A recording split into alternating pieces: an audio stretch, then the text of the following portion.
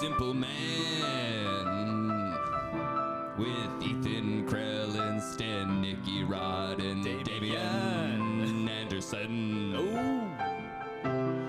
Stay a while if you know about the jujitsu. If you don't, you can come too. This is BT. What's up, guys? Welcome back to another episode of the Simple Man podcast. I'm Damian. I'm Ethan. I'm Nicky Rod, and we have a special guest today, an astrophysicist. That's correct. All right. So, Mike, what's your last name? Yeah, I'm Mike Boylan-Kolchin. I'm a professor at UT Austin. Hell yeah. he is a theoretical astrophysicist who works on galaxy formation theory and its interface with cosmology. He works on a variety of questions related to dark matter, cosmological structure formation, and the galaxy formation physics across cosmic time. His work combines numerical simulation to analytic models and observations, and I got that right from the head. Was that not not online. Wikipedia? Not at University of Texas experts page. Yeah. You know, I knew that for sure. Dome. What made you dive into this field? Well, I think when I was a kid, I started reading some books on this, and it was one of the things that really interested me because some of the biggest things in the universe are set by some of the smallest processes in the universe, and I sort of never could get that out of my head. Like their stars are set by the interactions of atoms, like on the smallest scale. So everything, the biggest and the smallest, it all kind of mixed together, and that hooked me and never let me go, I'd say. Wow. So, what's your star sign? Yeah, astrology. Expert. Aquarius. Aquarius. You couldn't tell? No, obviously so great. It's like such an Aquarius thing to say. The vibe. The Yeah, vibe, yeah. I also for sure. can't talk to anyone before my morning coffee. Similar to other. Yes. So, a lot of your work, you said, was based around black holes. Yeah, there's pretty exciting stuff going on right now. What's this exciting stuff? Well, we have this new telescope, James Webb Space Telescope. Only $8 billion. If you got some spare change, we could do a second one. But Buy a whole. Pool it together. yeah. couple. Okay, whole yeah. Split 3 ways. That's got to be only what, like $50. Yeah. Anyway, Yeah.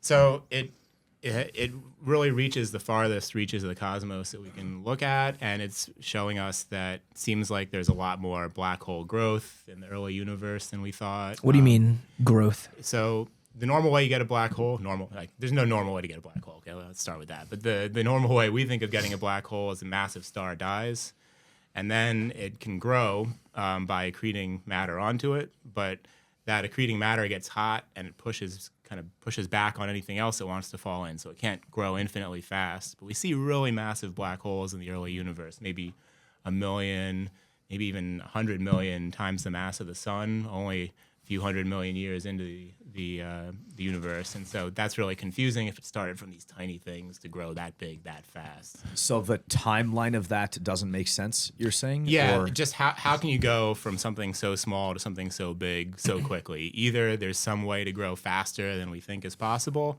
or there's some way to get the initial black hole just much bigger than we thought. So this like new stuff with black holes is that question, that like missing piece. Like, why are there so many of them that are this big? It doesn't like factor into the timeline of the universe itself being born. That's right. Yeah. So I mean, just doesn't factor into the way we understand black holes growing. So some people are saying maybe there are even black holes that were there just from the start almost. You know, maybe not the first instant, but they showed up without even having any stars to form. Because it does take a while for stars to even form in the universe. Right. I think the first stars don't form until 150 million years after the universe started. Sounds like a long time, but It's we're blink here of an eye for- 13.8 billion years afterwards. So. 13.8. I thought it was 13.4. Is that an updated? Yeah. That's a common misconception among people. I have to brush up on my.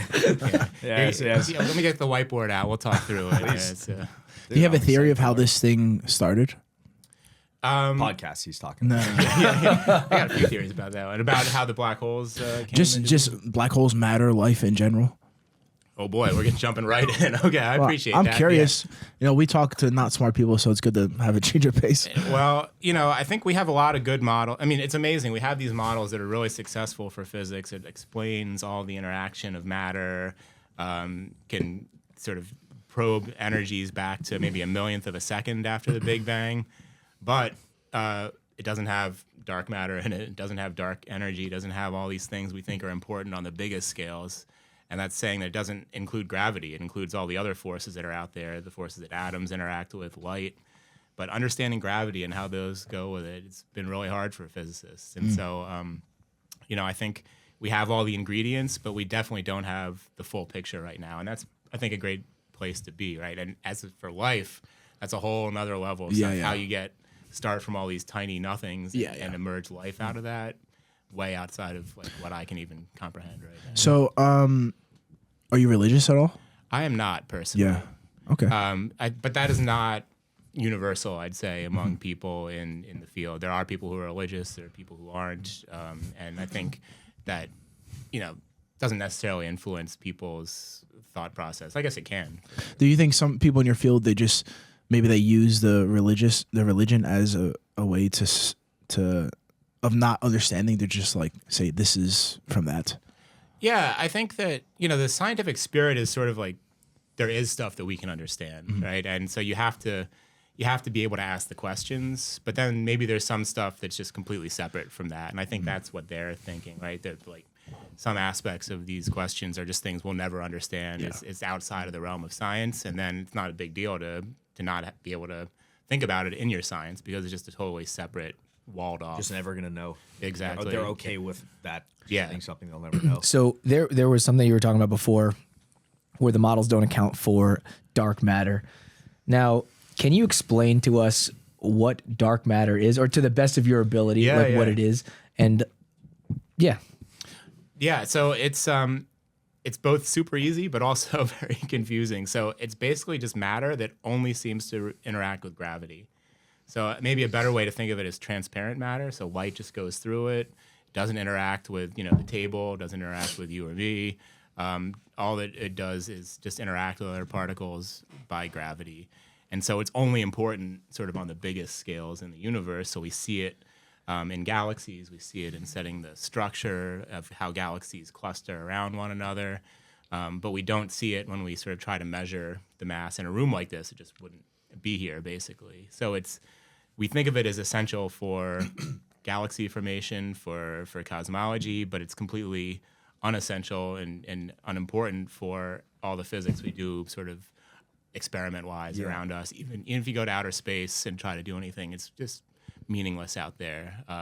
So this room we think is filled with dark matter particles. You can't dodge them, but they're never going to hit you. But it's without it, we wouldn't have the gravity you need to pull gas in, to form stars, to make us, to make life, to do any of that. So the only way to observe or to even know that there is dark matter is through observing other giant things like galaxy formation, star formations, because that's maybe the missing that puzzle piece we were talking about earlier. That's gonna potentially explain why these black holes are there without the timeline making sense, or why these giant structures work the way they do. Yeah, that's exactly right. So the only way we know it's there is we look at stuff and we say, I can measure how much normal stuff is there. Yeah. And based on Newton's laws, I can calculate how fast that stuff should be moving, and it's moving way faster. And the only way that works is Newton's laws are wrong, and they're pretty good usually, or there's some stuff that just interacts with gravity. And now if it was just one thing, you'd say, okay, let's think about this. Let's not invent some new form of matter, but it explains all kinds of stuff from the earliest times of the universe to the galaxies that are the most nearby us today. Wow. And across a bunch of length scales. So it seems like the best model that we have.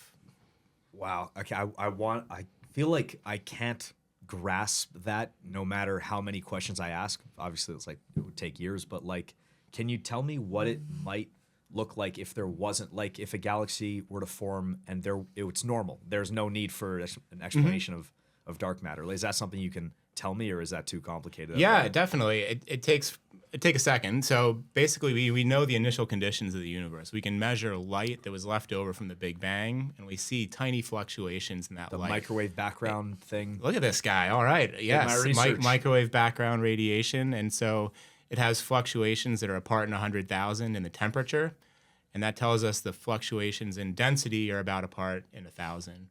And so we know they're different differences of 1,000. It's this hot and this cold. That's and right. The variance is 1,000. So it's 2.73 degrees here. It's 2.72999 here. And it's 2.73001 over there. Right. So And so that's the initial conditions that lead to the galaxy formation. And without dark matter, it wouldn't have had time to happen by today.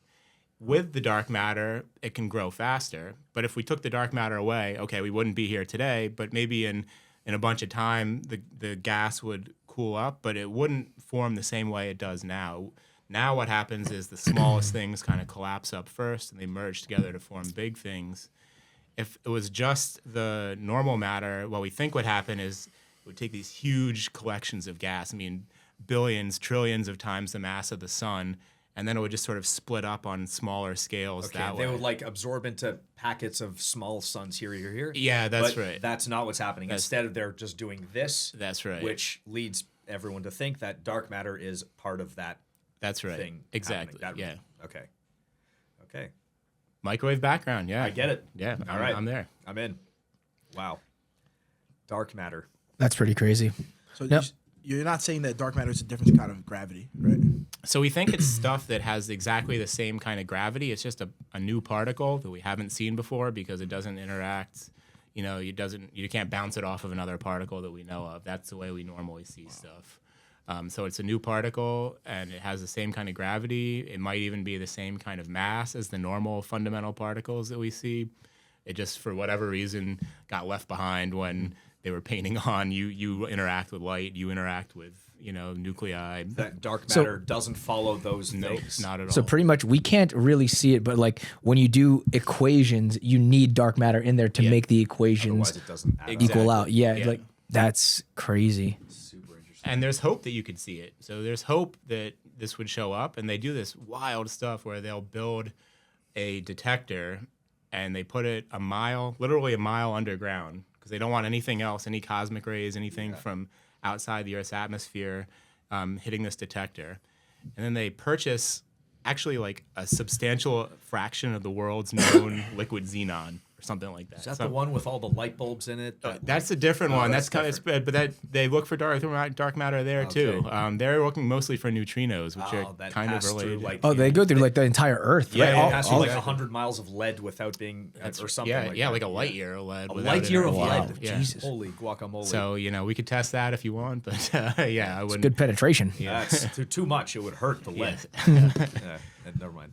But it's a similar idea, right? You want to shield everything else, Yeah. the dark matter, the neutrinos, they get Yeah. through the Earth, no problem.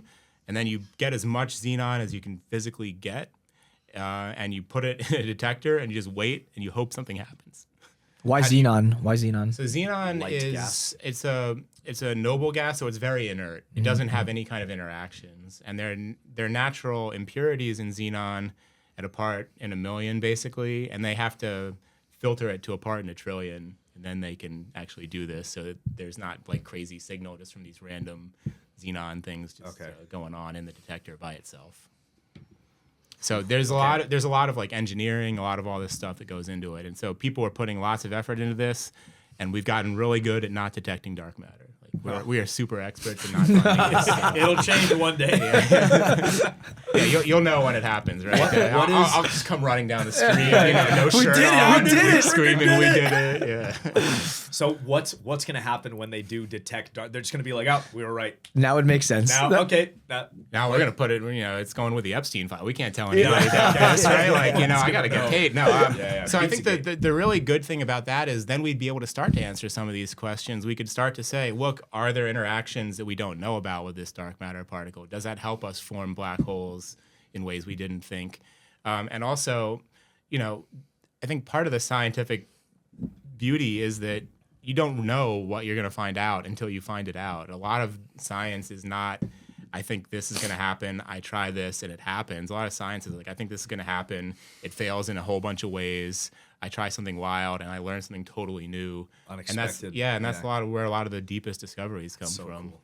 So Can't. kind of. I was just gonna wonder. I was gonna ask like what you're personally interested in studying right now. Like if you had all resources at your disposal, what would you pursue to study and to learn about? Right. Like what's your discovery that you want to make in your That lifetime, would be really cool. Okay, I think finding dark matter would be amazing, but I think the other thing that we're sort of trying to push towards is really looking for the very first generation of stars that formed in the universe, because they had to look very different from the stars that are forming now. The stars that are forming now are forming out of gas that includes, sort of the whole periodic table. The very first stars only had hydrogen and helium to form out of. That's what was left over after the Big Bang. And so they looked very different. They must have been extremely massive. And maybe they are the ones that died of these black holes. We don't know. That would explain why the black holes happened so fast. Exactly, right? and when they formed, all of this. So if we could really, that would be the first real light in the universe after that microwave background was emitted. So that's, 380,000 years after the Big Bang, all the way to maybe 150 million years. It was just dark, right? Yeah. Nothing, no sources of light. And this would be the first light Those bulb that pure hydrogen helium stars that are exactly. mega huge And so the first one that goes off, I would love to be able to be like, yep, gotcha. that's the one. Yep, that's the one. Now, because there are black holes that are created from stars, but isn't inside of every galaxy, there's what they call a supermassive black hole? Absolutely, yeah. Can you explain that to us a little bit? Sure. So the centers of galaxies have these black holes that are not of order of the mass of a sun, which is 2 times 10 to the 30 kilograms, if we're being careful about it. These things are typically 1 million or 1 billion times bigger than that. So they sit at the very center of a galaxy. Our galaxy has a black hole that's been very precisely measured recently. It's 4.3 million times the mass of the sun. There's actually stars you can trace making full orbits around there. You see these stars going around nothingness in the center of the galaxy, okay? Wow. And you can just track the star with Newton's laws, and it'll tell you this has to be 4.3 million times the mass of the sun Based inside on of the that. size of that star orbiting. And Exactly. The And then there's another does it make one. rotation fast around, or is it kind of like... It's super fast on cosmic time scale, so I'm used to thinking in terms of billions of years, maybe millions of years. The closest star, I think, has an orbital period of 16 years. So we've seen it go through a whole That's fast. whipping around. I feel like that's extreme. Oh, no, it's Holy crazy shit. fast. Yeah. So A star that size moving that quickly. Yeah. So we have the mass, you have the mass. How big is it? Obviously, it's hard to really measure because the light's not even, and that's massive. 6 inches. Massive. How big is the black hole? Average. Yeah. Okay. Well, No. I can tell you exactly how big the black holes are because once you know the mass, you know exactly how big they are. Really? There's a precise relation. It just scales linearly. Okay. So if you have a sun, you turn into the black hole. I snap my fingers. I got powers. We talked about this. Watch out. Yep. Snap my Because finger. it'll weigh the same. It'll just... All that mass gets smushed down the same spot. Yeah, that's what I'm curious. I want to know how. So the sun, normally the sun is 100 times the size of the Earth in radius. Okay. So 100 times bigger. You smush the sun down to a black hole, it has a size that's 3 kilometers. Oh, wow. Okay. 3 kilometers But it in weighs radius. the same It as- weighs As the sun. exactly the Yeah, same. yeah. So just on that, the actual physical structure of the sun is inside the black, the sphere that light can't escape from, right?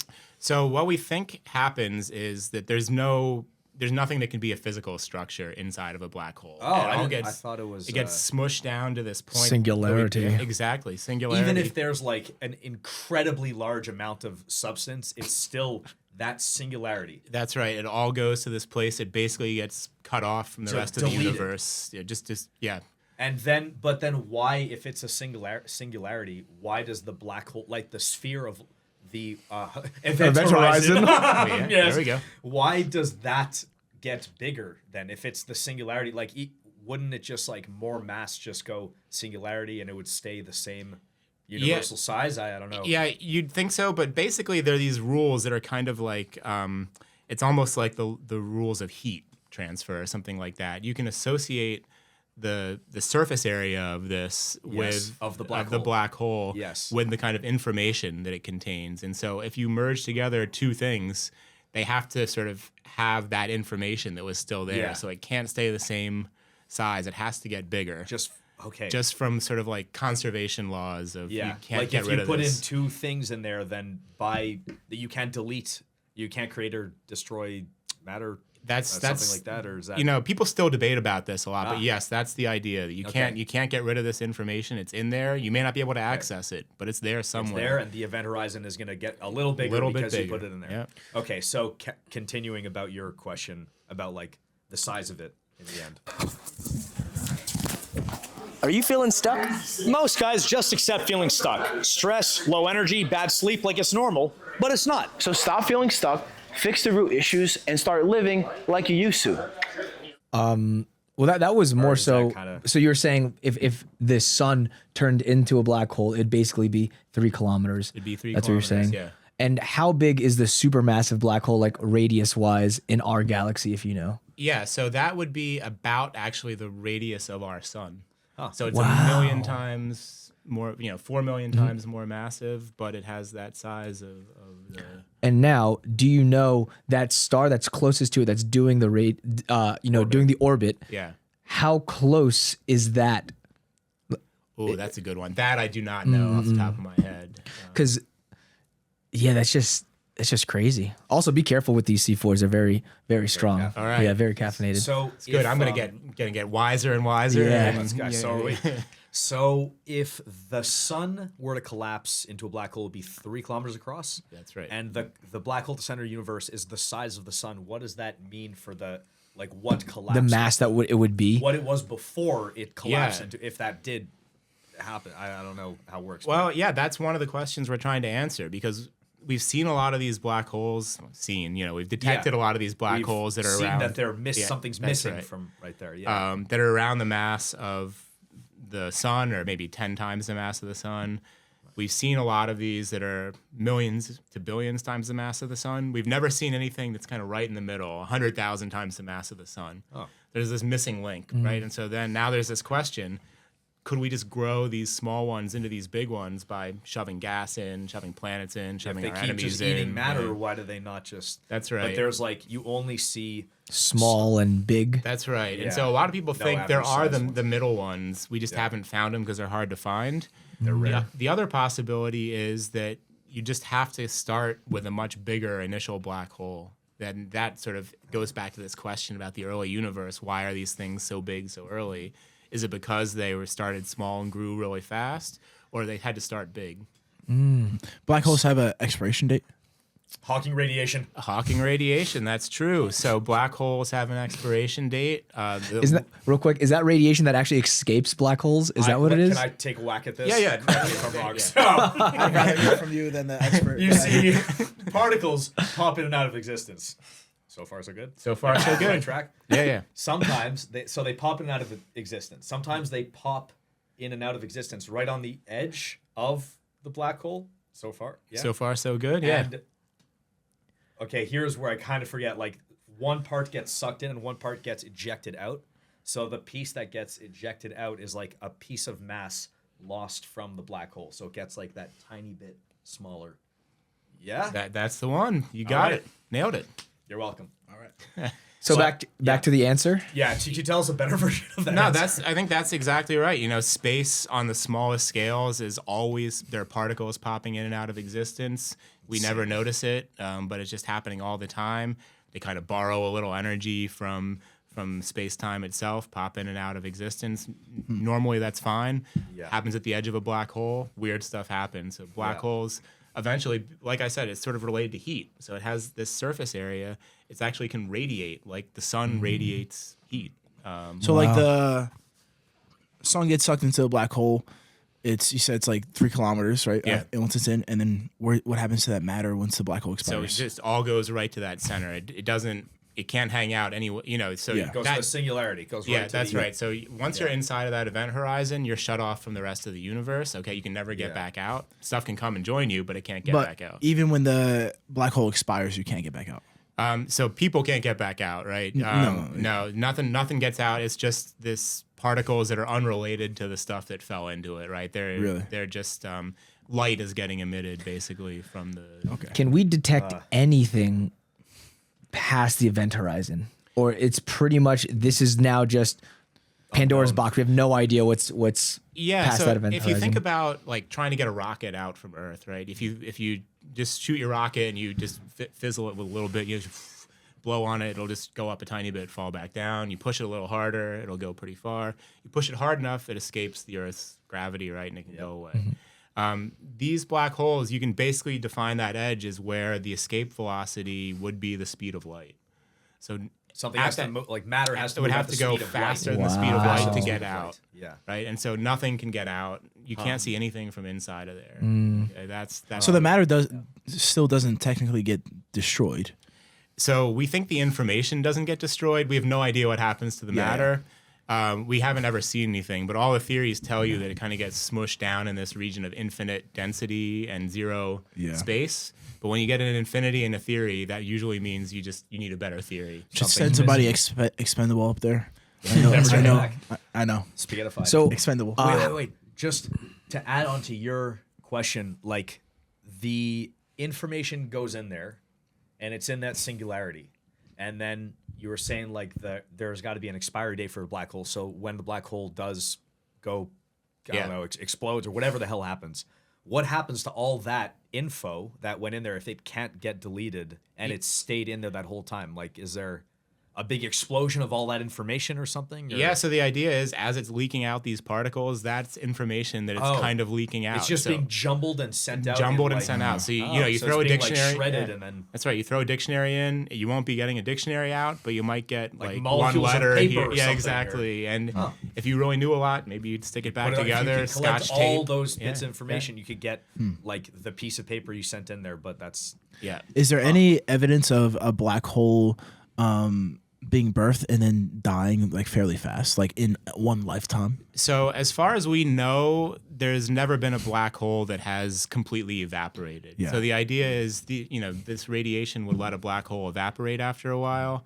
but that's only the smaller a black hole is, the lower mass, the faster it evaporates. it's So like all it exponentially increases. It burns Yeah. out quicker the smaller. That's it gets. right. And so the big ones, the ones that we know exist, they would live for way longer than the age Eons. of the universe. So we've only seen them getting bigger. But there was an article recently, like last week, where they think they saw one being formed, where they saw a star and then no star. Wow. really? Right? And so, so we can is that see the reverse of groundbreaking? that. Yeah. So I think that's the first time really people think they may have seen that directly. We've seen an exploding star. Yeah. But never an imploding. Never into a one where black hole. you just didn't see anything at all at the end. So When it does, like when a star does go from emitting light to there, like it's the end of its life, it doesn't Yeah. supernova, it implodes. Is there like any, like, is there a clear, like it's an implosion to a black hole, or because sometimes the star can implode into like a, I don't know, a dwarf. Yeah, or something, that's when you right. see that, like, So there are several different possibilities at the end of life, and they almost always involve a supernova or something like that. So you blow out the outer layers, and the rest collapses up, and it's sort of all the same, right? So these stars live for, well, the most massive ones maybe live for 10 million years. Our sun will live for 10 billion years. But at the end of the life, things happen a lot faster, and that last collapse might take only a second or something Yeah. like that. Wow. And it blows up with the energy of an entire galaxy. Okay, and then yeah. what happens is supernova shines brighter than the yeah, galaxy that's it's right, in. yeah. It's insane. and so you can actually see that with Hubble Space Telescope little or James sparkles, Webb. like- We've seen this. Yeah, you look, and you can see it. There's nothing there, and then you come back a year later, and there's something as bright as the rest of the galaxy in that one spot. in the Wow. galaxy. That is But crazy. that light, that supernova light, is only emitted for like what, like A few fraction of a second. Yeah. Oh, wow. And so it's super short. And then what happens is yeah. the stuff will collapse up. Depending on how much mass is there, it might get stopped up just with electrons and protons, and then so it'll sort of be held up as this big ball just of electrons and protons. just like a mush, like a mist of a mush. crap. Exactly, and that's what's called a white dwarf, and it'll just white, okay. cool forever, basically. Then that's what our sun's fate will be, we think. It'll turn to white dwarf and then Turn to slowly white- evaporate. Slowly just cool off and then Turn die to out like as a ball of iron, big or rock. something? Yeah, it'll A just big be ball of iron, right? Well, it won't be iron because to get iron, you really need to put a lot more energy into these explosions than what we're gonna get for the sun probably.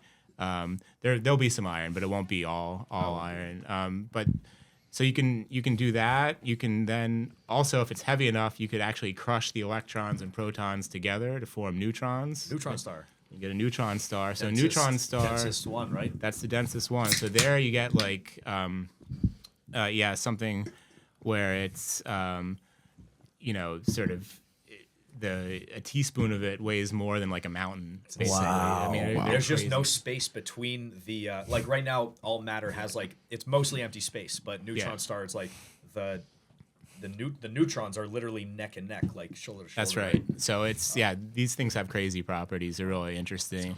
And then if it's more massive than that and it can't even get stopped up by that, that's when it turns into a black hole. So Sorry, the neutron star is the final. Sorry, the final stage. If it goes past neutron, more dense, then you get black hole. That's right. Okay. Yeah. Okay. All right. Sorry. all right, so we have all these stars, and a lot of these stars have planets that orbit them and stuff like that. How common is it to have Earth-like properties? How many other possible Earths can there be? And do you believe that, they can sustain life? Yeah, that's a great question. I think that's one of the sort of driving questions in trying to study planets around other stars. And that's been something that even in my lifetime went from something where we know of no other planets outside of our solar system to now we know of, I think, tens of thousands. Wow. Right? I mean, like the first one was discovered in the 90s, and it's just been this explosion of technology.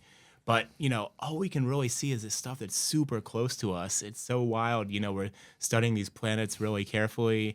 Most of the ones we see look a lot more like Jupiter than like Earth. It's Gas just, giants, like- gas giants is much easier to see a big planet, one with a lot of mass. You That see it pass in front of the star it's orbiting, right? Yeah, so there are a few ways you can see it. That's a great way to see it. That's called a transit. So you sort of measure the light of the star, and then you cover it up with a little bit of this planet, and it'll dim a little bit, and then it'll come back up in a predictable way.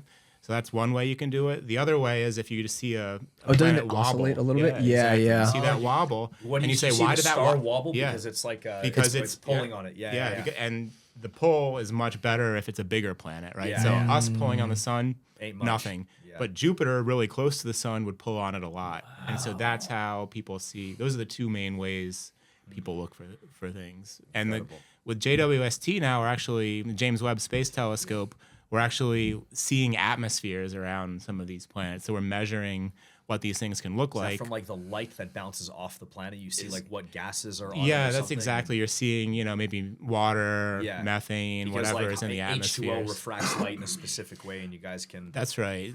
crazy. So that's a big deal now. But yeah, the ultimate goal is to sort of make a catalog of what's all out there and how common could life be in the universe. And I think there's sort of two camps on this. One is like, holy shit, look at this universe. It's huge, right? Like how could there There's no way life isn't out there's there. no way life isn't out there, exactly.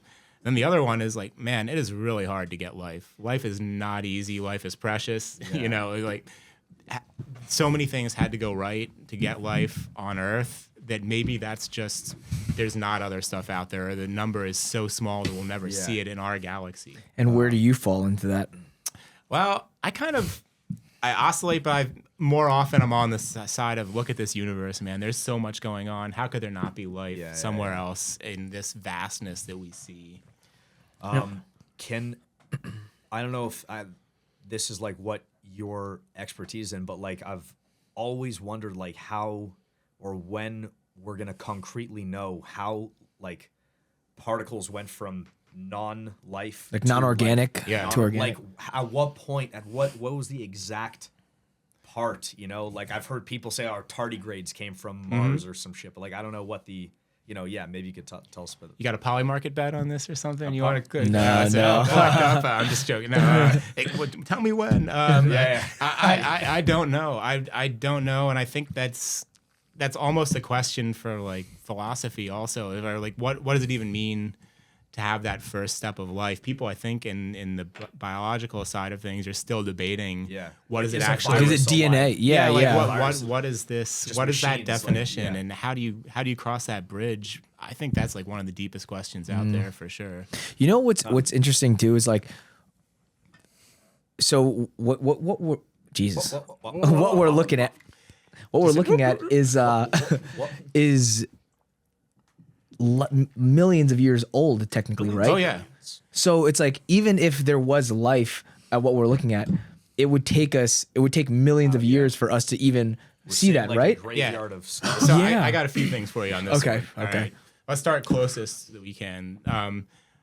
the sun orbits around the center of the galaxy, and it takes a couple 100 million years to make one full orbit. turn. So when the dinosaurs lived, the Earth was on the other side of the galaxy. Wow. Right? Like that's where we were. That's how long ago it was. Okay. And you look at light coming from the nearest kind of big galaxy, the Andromeda galaxy. That's something that is millions of light years away, right? Like we're talking about light that takes millions of years to get to us. And so all of these things, we're seeing them as they were when the light was emitted.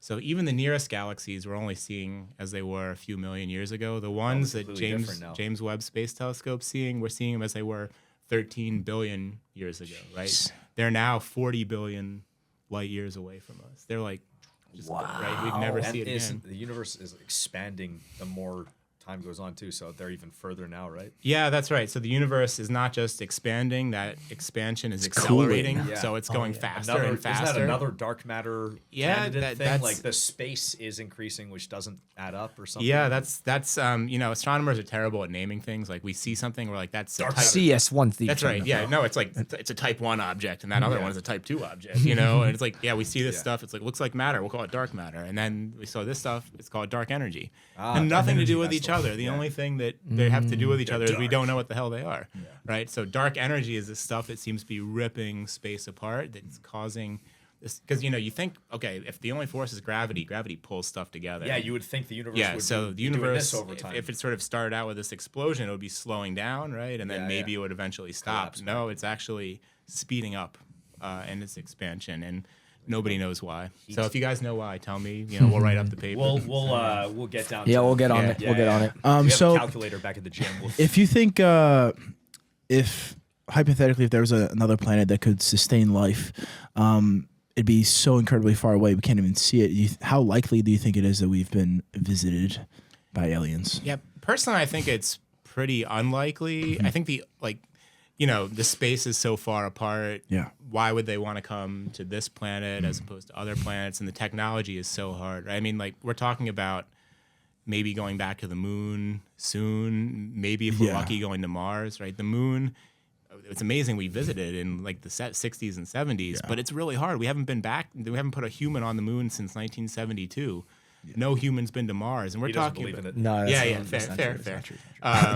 Have you ever been a skeptic of that? I have not been a skeptic of that, but I think that I think part of the science is being skeptical and being receptive to that evidence, right? So I think sort of a trust but verify kind of situation. Like you don't Once just it's verify, you have to be like, okay, Yeah, I mean, I don't just want to. You don't just want to say, of course, this guy told me this, so sure. This guy came on my podcast, told me there was dark matter out there. Yeah, of course there's dark matter. It's sort of like, well, why does he think there's dark matter? But those distances are so small compared to the distances to these other stars, right? We're talking about sort of millionths of a light year in the scale of the solar system, right? To going to the nearest stars are a light year or a few light years away, and that's just the nearest stars. The ones with habitable kind of planets might be, much farther than that, hundreds of light years, maybe even thousands. How do you traverse that? How do you do that? Not going at the speed of light. Yeah. How do you get that technology? How do you figure out, human lifespan in that and living on those? So it's hard, but it's a big universe, so maybe it's out there. It would just take an incredibly old species to travel if that was happening. What's your, Social security number. there's that, Right. like the whole idea of like wormholes. Is it proven or is it just mathematically proven? We haven't seen it.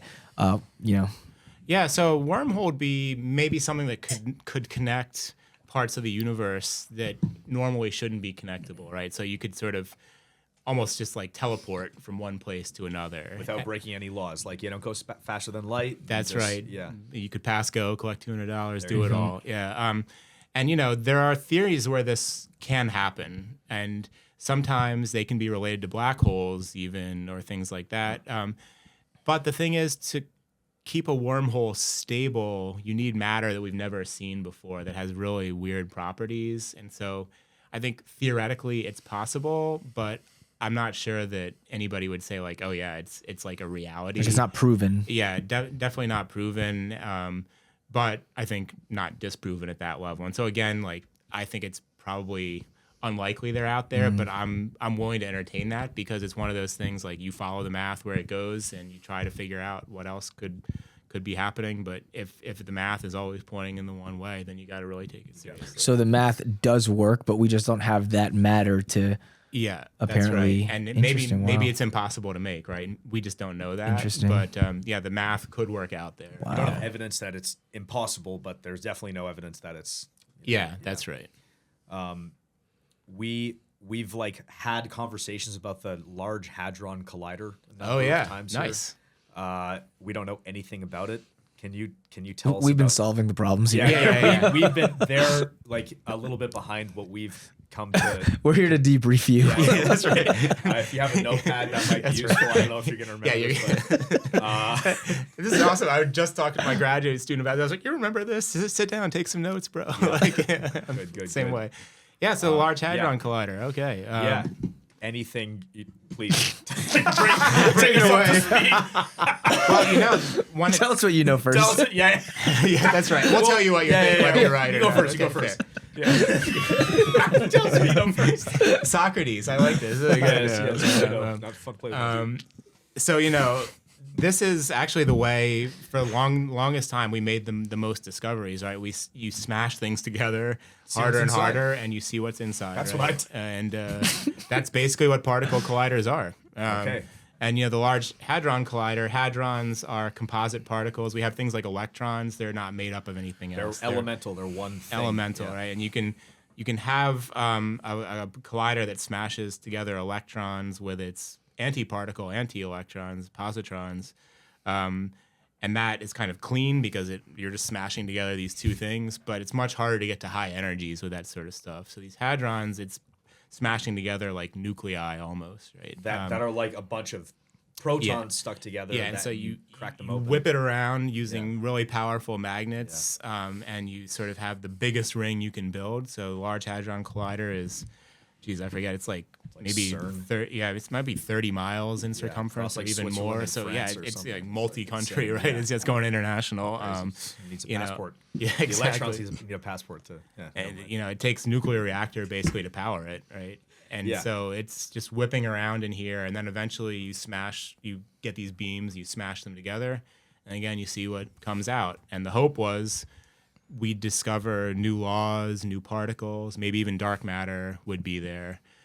So far, they've sort of completed our standard model of particle physics. They found this last particle, the Higgs boson, it's called, and it's sort of the particle that gives most particles in our theories mass. So it's a super important particle, but it hasn't Gives found this them other mass.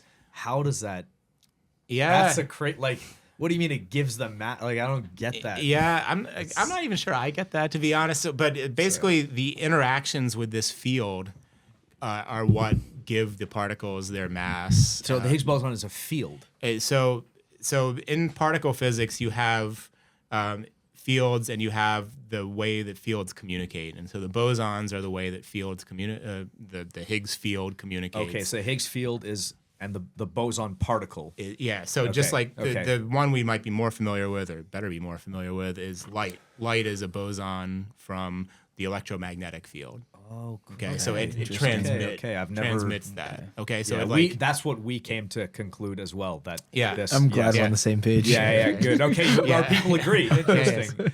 yes. yeah. Okay, good. Independent verification is always Exactly. important. Exactly. Yeah. Two sources. Yes. Same conclusion. Yes. And so right now they've kind of shut down. They're upgrading. They're trying to build bigger, slightly more energetic collisions. So I've got a lot of colleagues who actually go over to Switzerland, spend cool. 6 months hanging out there, trying to understand what you can measure. And so they can put lots of good constraints on sort of all these other theories that people have. But by the same token, there's a little bit of disappointment that we haven't seen something like completely new and unexpected. Everything we've seen is like our theories are all too good, right? Like we're all writing them They down. figured it We're out. We figured it out too. Yeah.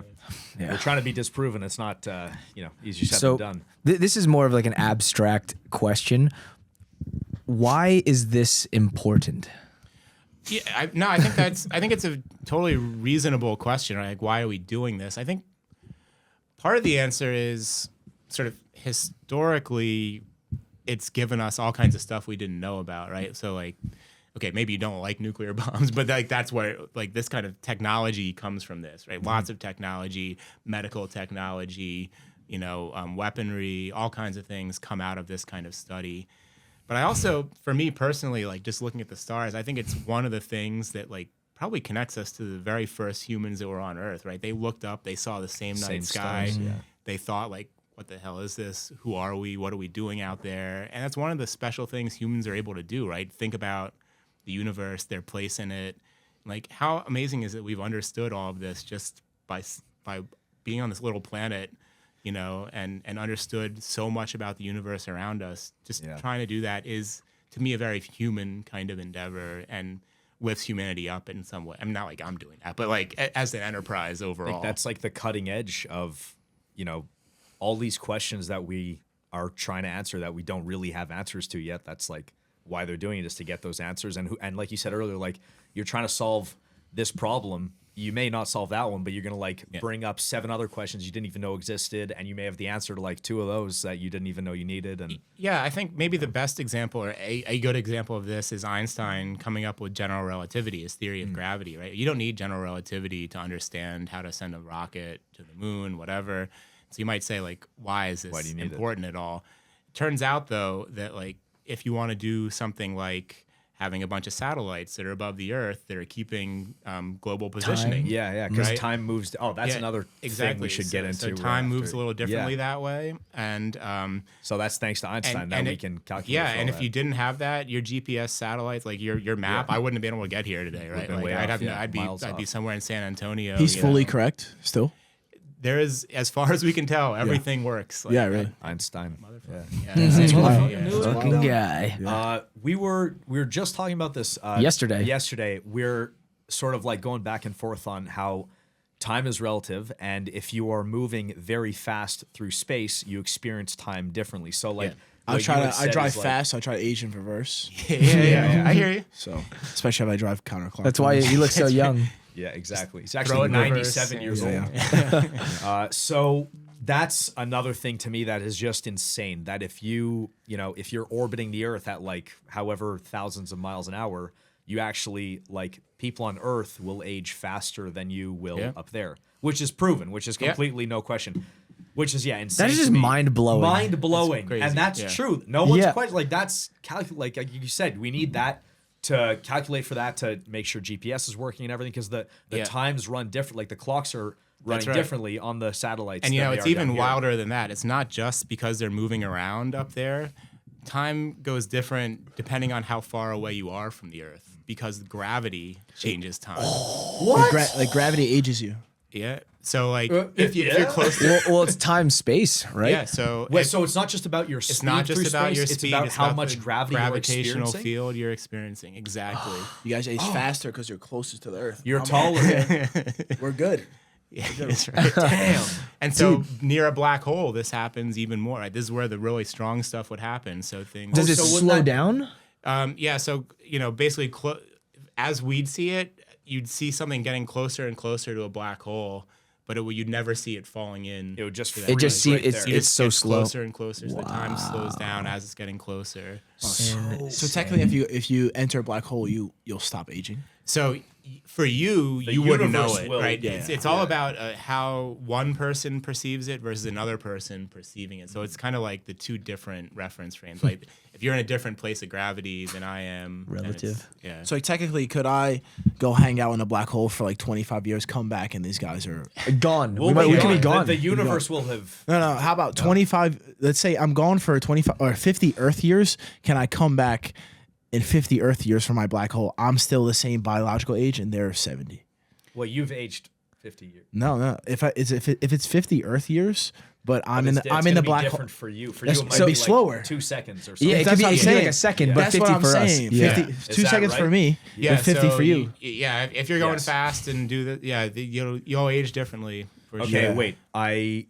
So I know that speed. I like that you're always the one who's coming off better in this situation. Hey, Yeah, he's This guy always manipulates the world somehow. I know. no, don't tell the Kardashians they'll enter a yeah, black yeah, hole. do it. Well, that's how we're gonna get this technology. Now we gotta tell the Kardashians about this. You're right. So if you're moving fast, you experience time slower, right? So you experience time the same, relative for to another other person, people yes.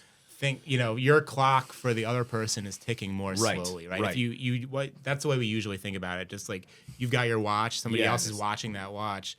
You see it going the same speed because for you don't know that you're Yeah, going. but they see it- But they they would see it see going my watch. super slow. Like, okay. And now for gravity, let's say, I'm down here experiencing 1G, and then if a clone of mine is like, way far out in outer space experiencing like 0Gs, I'm aging faster or slower? Or You should be relative? aging slower relative to them. Oh, okay. So around a black hole, it kind of like, does it cancel out? That's why it slows down, is what he's saying.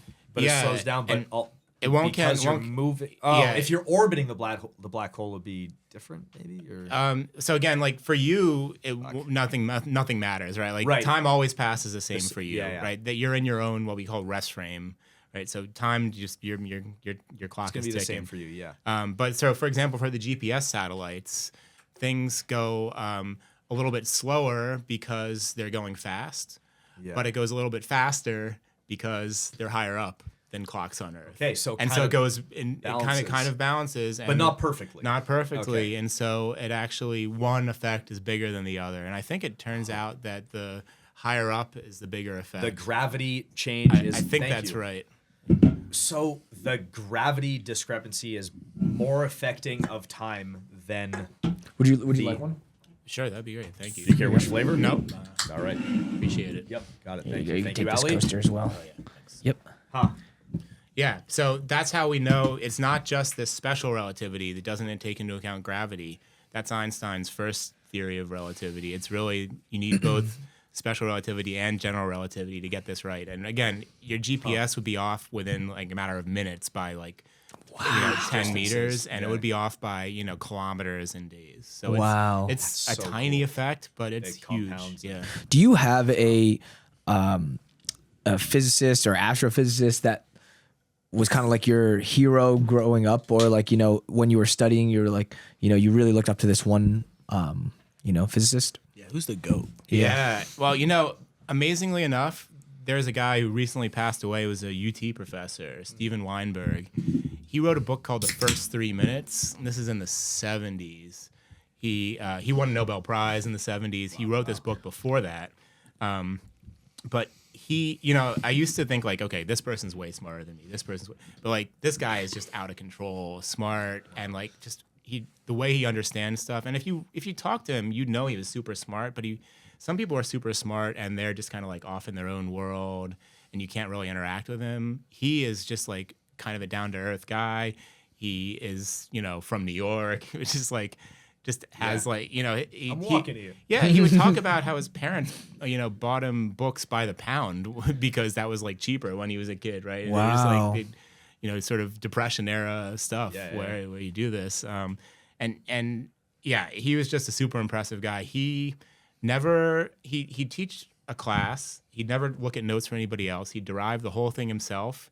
He'd teach it a few times and he'd write a book on it. So every time you get a book from this guy, it's completely different from every other textbook on the subject. Because it's not like everything else is like, I looked at this guy's book, this guy looked at this other guy's It's book. all like. And passed he's down like, I just thought about it. and just made a book. Just and willed now it it's- into being. Right. And so like What's his name again? Steven Weinberg. Steven Weinberg. Yeah, he is just Shout out. an incredible person. Yeah, shout out. That's right.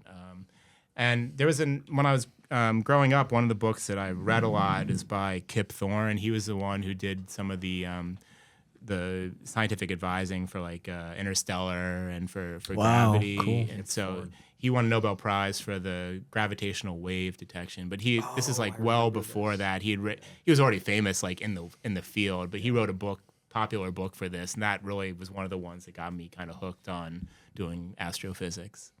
I have. You just kind of reminded me of another. I guess like something I'd never really fully understood. The gravitational waves. So like, how does gravity travel at the speed of light, or does it have its own speed, or travels at light speed? Gravity travels at light speed, and these gravitational waves are one of the things that tell us that, right? Okay.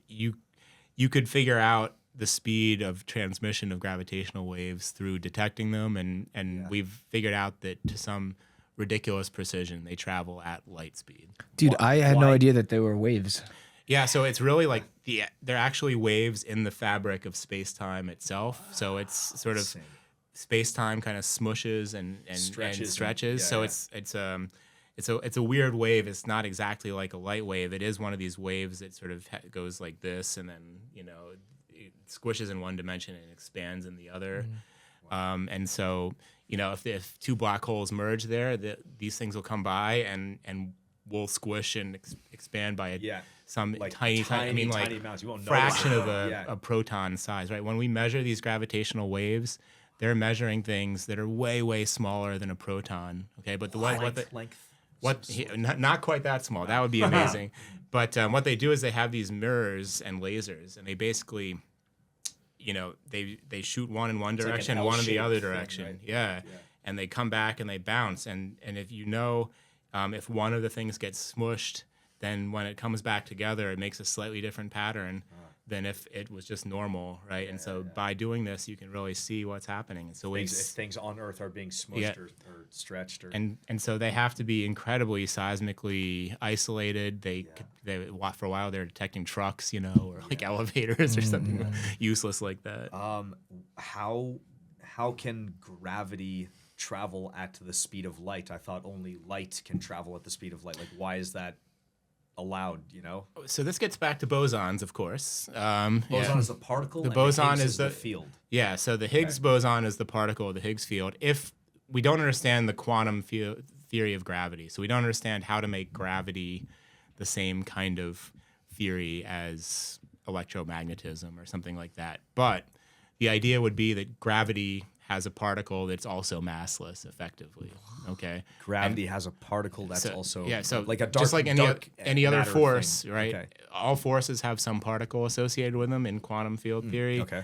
And gravity would have to have some force. They call it the graviton because we're not very clever, right? And we just sort of, and so that would have to move at the speed of light, and the same way that light moves at the speed of light, gravity would do that. And the other way you can think about it is it just means that gravity has an infinite range, and we sort of know that from Newton's laws, right? And Newton's laws tell you that you sort of take the distance away to something, and 1 over that distance squared tells you how strong the gravity is.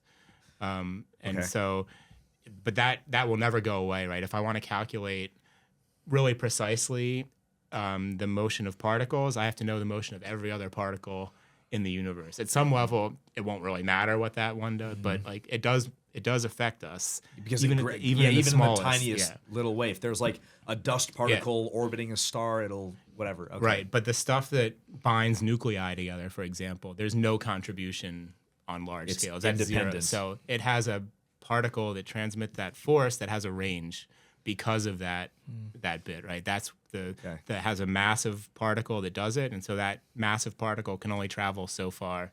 Massless particles can go forever, and that's not why. bound by. That's right. So the graviton is a massless particle, therefore it can travel at the speed of light. Therefore, gravity travels at the speed of light. Exactly. Theoretically, Yep. I guess. Wow. Moving subjects a little bit, you have What's your favorite color? Yes, right. you have like guys like Elon. we have guys like Elon Musk that want to try to terraform Mars. How, in your opinion, like how realistic is that? Is that something that humans can actually do, or is it a hopeless endeavor? Look, I think people should try. Push the technology, push all of this. I think it's not going to happen. I think it's Really, super. it's not gonna. Not in my lifetime, unless I'm, Nicky hang out with Rod over Nicky. here. brother. Yeah. Well, I'm hopping in the car. We'll get it done. We'll get it done. Just doing counterclockwise donuts. Yeah, that's right. It's working. Feel younger already, We're like, baby. what the fuck are they? Okay. Just sort of seeing the pace of technology growth. It's amazing, but it's not like space flight. Everything out there is harder. It's harder once you get off the Earth. It's harder in low gravity. It's harder when you can't really access it. There's no atmosphere around these planets. Like everything is harder. And you know, right now, one of the big obstacles, of course, is just it's really expensive to launch stuff. It costs a couple $100 per kilogram to launch anything, and so you want to get a bunch of stuff up there. It just is really expensive. And so, okay, if cost is no issue, you can start to do it more, but it's still the technology is really, really hard. And you know, low gravity is hard. People are talking about the data centers in space, maybe, right? And there maybe it's possible, but again, it's super hard because there's nowhere to get rid of the heat. You think space is cold, right? But I would have thought that. But the way that we get rid of heat is you need some medium to get rid of it. Like an on Earth, atmosphere. on Earth, you get rid of heat from computers by atmosphere or like something. blowing air over chips or getting water to cool. Coolants. Yeah, exactly. You can't do that in that. So you have to have like you couple it to a radiator. Yeah, like a basically- heat sink, like a big piece of metal that'll like, just like radiate it away. Like why you know, that's not good. and that's or you need a lot of metal, and so you need That's a heavy. lot of weight. Yeah. You got to ship it up there, right? You've got to send information back and forth between these satellites. You got to have them not Something breaks, collide. you have to- you can't fix it. You know, I'm not sending some guy with a plumber crack up there, you know, sort of fixing wires or whatever. So I mean, I'm all in favor of trying to do these things. And I think it's probably one of those things where we should do a concerted effort, not some kind of competition, because it's just such a hard problem. Thing. It should be like unified. So I'd love to see it happen, but to me it seems like a really hard technology. But you know, we've come really far. I mean, who would have imagined having like these pocket computers now that our phones are, right? So maybe I'm wrong. I'm usually wrong. So Not us. Do you have like what's the scariest thing about the universe that most people don't know? Halloween? the scariest thing about the universe that people don't know. Well, I guess you could think of a couple things. One is like if dark energy is right, if the universe is accelerating in its expansion, basically what will happen is eventually everything will get colder and colder. So interstellar space now is 2 degrees Kelvin, 2.7 degrees Kelvin, which is really cold, right? But it'll basically go to absolute zero. All of the gas that's already in galaxies will either form stars or get blown out. And then just like the whole universe goes off, turns off, right? Nothing happens. You can't ever form any more stars unless there's some technology, unless humans or whoever it is, intelligent beings out there can somehow manipulate scales that large. And so that'll just be the end of it, right? Like No more star formation. No No more more planet star formation. Just cold, empty space. cold, darkness. empty space expanding away. And you know, maybe we don't know what happens. This is one of those things you were talking about with the big light bulbs underground. Yeah, They look neutrinos. for neutrinos and they look for protons decaying. They look for matter actually decaying. And so we know that it takes more than 10 to the 33 years for one proton to decay on average. But you can wait a long time in the universe. So some people think after a certain amount of time, the whole universe will just decay back into nothingness. And I don't know if Maybe it's another Big scary Bang or exactly, but it's like it's pretty wild. That is But crazy to think absolute about. zero would happen to one galaxy at a time, or all galaxies just get It would smashed. basically be happening to everything, you know, and depending on what dark energy is, it might take a while because, you know, some of these stars, even if they're not shining their light, they have some temperature and they radiate just like the metal would radiate. You have to get rid of that heat, but eventually they get rid of it. Some other scenarios, if dark energy is more energetic, Heat it death can or it can it can the heat death is just getting everything cold, like we've talked about. Oh, but that's there- cool. Oh, that's counterintuitive. But all right. there could be a big rip where you actually just the expansion is so fast that it starts now ripping apart atoms themselves, right? And so they just like it shreds the universe that way. It's like kind of the reverse of a black hole almost. It rips everything apart at the seams, which that doesn't sound so pleasant. Yeah. We won't be around. Yeah, that's right. Speak for yourself. We're Speak for yourself. we're going counterclockwise. guys wanna don't come with me, maybe. Counterclockwise Put us in the back donuts. seat, maybe. I can't afford the mask, man. Sorry. Yeah, that's true. It's expensive. You just got done saying that. So, can you explain to us, you know, like obviously we see the third dimension or whatever, but we're living in the fourth dimension, but apparently the math allows it to go up to like 11 dimensions.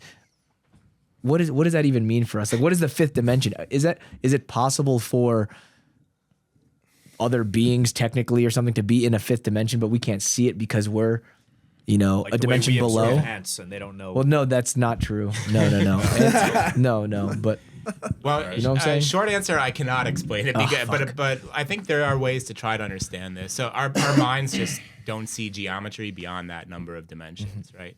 But it is sort of, I mean, it's not exactly like ants, but if you think about, the surface of a sphere, you could say that whole surface, that's two-dimensional. It's a two-dimensional surface, and you say, okay, the ants, if they're on it, they're just confined to that two-dimensional surface. Plane, yeah. That's really like a two-dimensional thing, and how could you see a third dimension for them? They wouldn't know what a third dimension is, right? They're just stuck to the surface of a sphere. Now, they have little brains, they can't picture the third dimension. We can't picture the fourth dimension, but it's the same kind of idea that there's like this other thing that you just can't even conceive of. We're stuck to this three-dimensional surface, but if you embed this into a higher dimensional space, maybe there's a fourth dimension.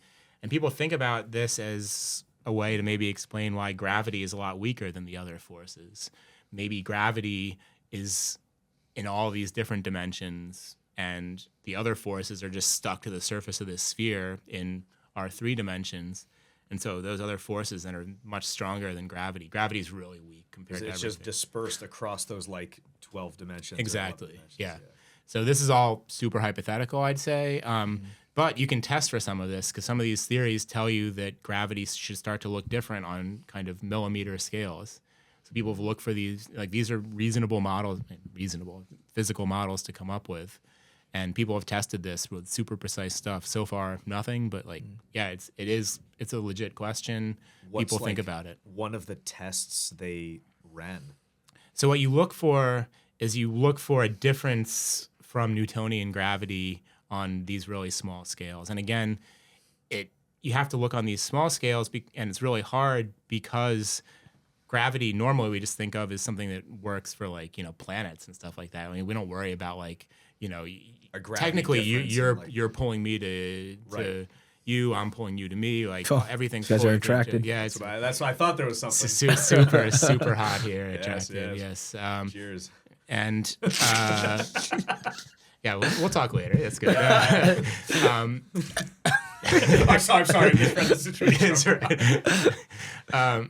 But yeah, so but that's not something that you ever worry about on the scale of stuff here, because every other force is much stronger than gravity on these scales. But if you could sort of isolate everything and really look for it, you'd maybe start to see that forces were a little different on those scales because it hasn't had the chance to leak out like it's leaked out sort of on the scales that we're used to seeing things. So you're looking for a little difference. You have two weights, and you see if you can isolate everything else and just see how much they pull towards each other. Maybe it's a little different than what Newton would say or what Einstein would say. So far, so bad, but we're trying. We're out there. We're trying. Yeah, we're in the field. Damn. I mean, I got enough to wrap my brain. Like, I don't even know what else to. Well, now I got to go back and do some research. You guys are asking really good questions. I love this. We're trying. That's the edge of our understanding, really, and we'll.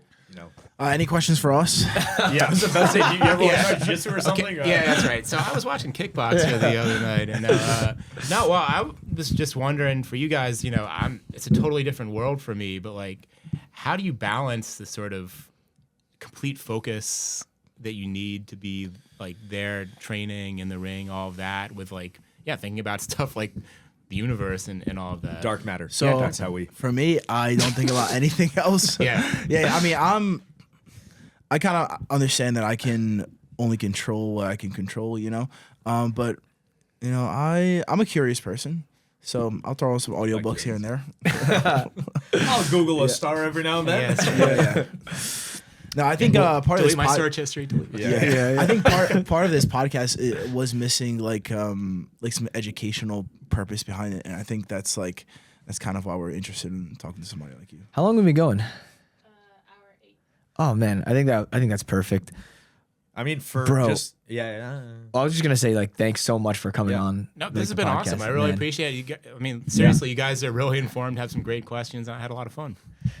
It was a lot of fun for us too, man. For real. Hopefully we'll have you on again, and we'll learn everything you told us. We'll go back and watch this and study and do a lot of Yeah. Googling. Hopefully you weren't And, turned off by how, when you came to the house, we were like shirtless, devouring, I thought that was going to be this. I thought, honestly, I was usually worried about is. a headlock or something like that. Some submission holds. Or We whatever. usually are shirtless on the podcast. pantsless too, but yeah. formal today. These are tearaway jeans. I don't know. I should just in case. Yes. disco ball. Yeah. Honestly, man, it would be so awesome if we could have you back on in the future. If you enjoyed it, no pressure. But thank you so much for coming on the podcast. Anytime. This is awesome. So when we finish the podcast, we'd like to have the guest tell our listeners that watched all the way to the end to leave an emoji of your choice. So if you guys watch to the end, what emoji should they leave in the comments? Oh, I think probably the comet would make sense for this one. What do you That's a guys great think? one. The comet. All right, guys. So if you guys watch to the end, leave a comment Leave a emoji. comment. Leave a comment in the comment section. And do you have anything to shout out, or where can they find you? If I don't know. OnlyFans. Yeah. I got no fans. So no, not only fans. Where are your fans? No, Yeah, where are your fans? Where are your No. only But fans? I think I can shout out. University of Texas has an observatory in West Texas, McDonald Observatory. You can go out there. Can we go there? You can go there. They have a Dude, visitor center. I'm so down. It's unbelievable to go out there. It's should do a field completely isolated from all like light pollution. They have agreements with everybody around, so you get out there at night. That's really you can cool. see a night sky that you have never seen before. Really? How far is that from here? It's far. 6 It's out by hours? Marfa, 6-7 hour drive. Easy at 20 minutes. Yeah. Okay. Yeah. wait. Yeah, it's Yeah, I mean, Oklahoma. that's true. It's We did Oklahoma. that, no yeah. problem. That Yeah, worked no out problem. great. Worked out great. So I they, mean, they have yeah. star parties. They'll have professional astronomers Star who will parties. take you through, and you can use the telescopes. You can actually look at stuff. Oh, Oh, that's cool. kind of cool. Okay, that's kind of cool. I'm back in. That's the All shout right, you, out. you got us back in. How is it like a massive telescope, or is it just like a couple binoculars? It's just It's a magnifying two guys glass. with a kaleidoscope.